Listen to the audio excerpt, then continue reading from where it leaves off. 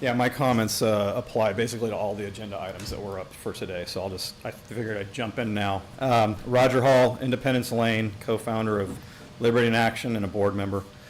My wife Terry could not be here this morning because of a prior commitment leading our Scout Troop planning meeting.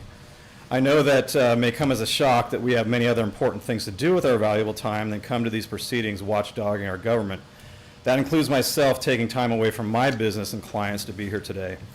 Yesterday, Commissioner Harris brought up our personal taxes and then proceeded to twist what my wife said on the radio, calling her a liar, and that she does that frequently.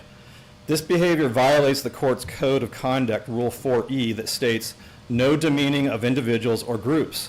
Yet that's precisely what Commissioner Harris did when he broke the rules of decorum and stooped to a personal attack. The fact is, I told her our annual bill would go up as much as $1,200 if the commissioners jacked up the rate 8%. You're conflating two different conversations. Now, I may not calculate everything right, decoding the complex nuances that go into how to calculate or even understand our appraised values, much less how that combines with the tax rate to end up with our property tax bill.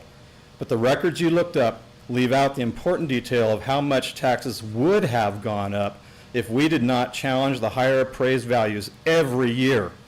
The appraisal board has tried to bump it up $100,000 just since 2022. Commissioner Harris, while you were taking the time looking up our appraised values, you left off 2025. It's going up another $43,000, nearly doubling in less than 10 years.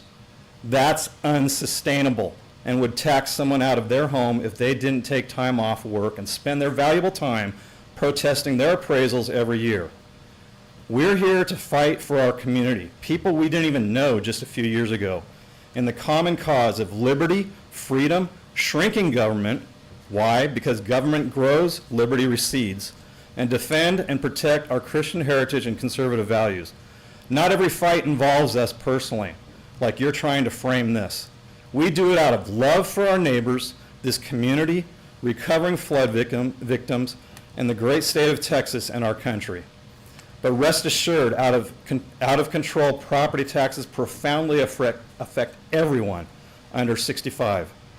The public outrage is from your voting to even consider an 8% hike at a time like this. That should have never been on the table. Just because we see your actions differently does not make it a lie. Even after saying you won't raise taxes that high, the current budget on the table still includes a 2.5% pay increase, bringing county pay raises to more than 16% in just 3 years. That would still increase our property taxes in the middle of a disaster.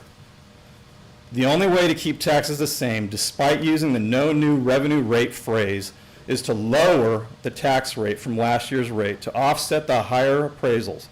You have to do this every year in order just to keep taxes the same.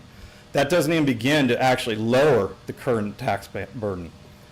Another issue I hear in these discussions is that wages need to keep up with the cost of living or inflation.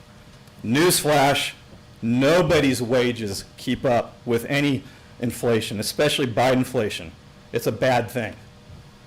So how about we stop personal attacks and focus on what's best for our citizens at this time of crisis and reduce the tax burden, not add to it.